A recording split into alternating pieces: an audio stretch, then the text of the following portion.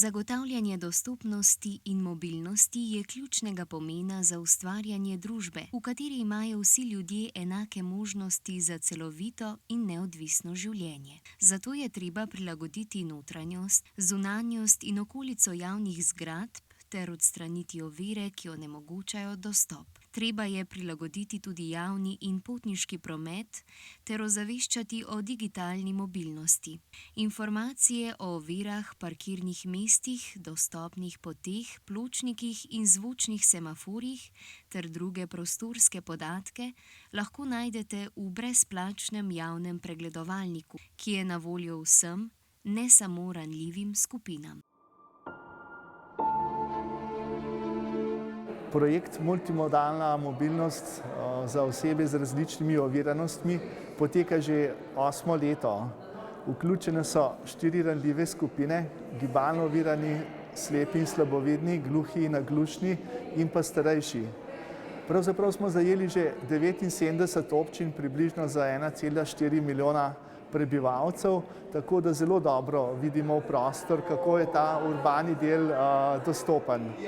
In seveda imamo tudi še veliko ciljev. Radi bi zajeli celotno območje Slovenije. Naslednja stvar, ki je, da si želimo podatke vzdrževati.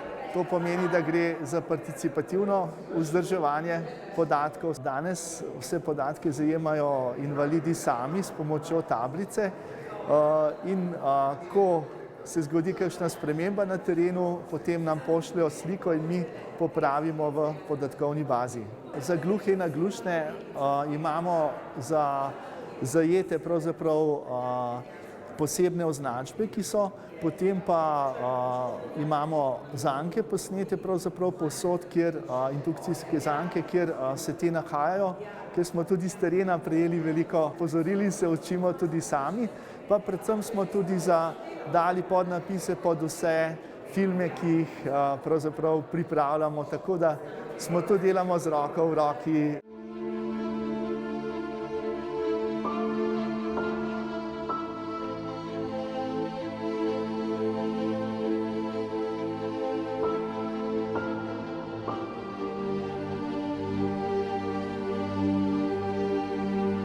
Geslo projekta je Nič o invalidih brez invalidov.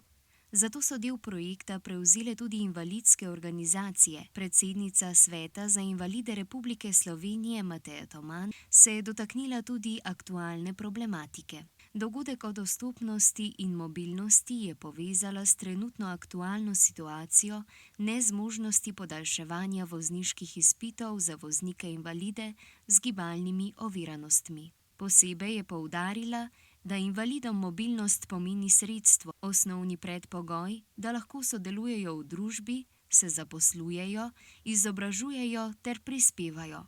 Projekt omogočanje multimodalne mobilnosti oseb z različnimi oviranostmi je po njenem odgovor na omenjene pravice in potrebe ranljivih skupin. Na koncu je zaključila, da različne ovire premagujejo na različne načine, vedno pa z znanjem in srcem.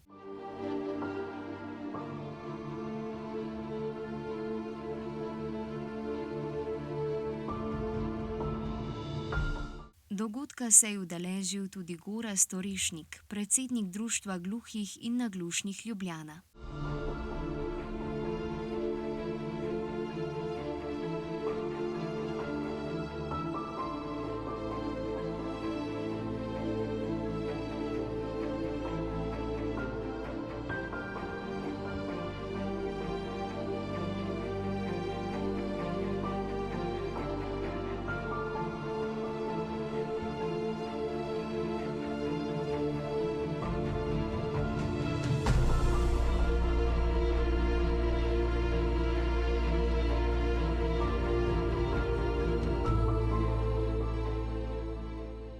Gorazd Orešnik je ob tej priložnosti podal tudi nekaj predlogov za boljšo in lažjo mobilnost gluhih in naglušnih.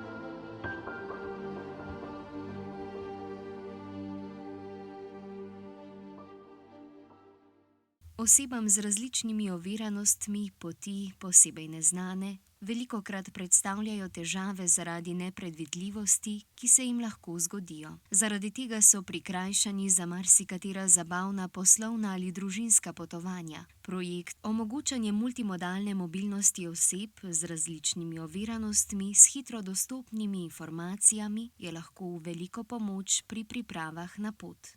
Osebam z različnimi oviranostmi zmanjšuje nepredvidljivosti na njihovih poteh, hkrati pa jim z večjo dostopnostjo in boljšo mobilnostjo izboljšuje kakovost življenja.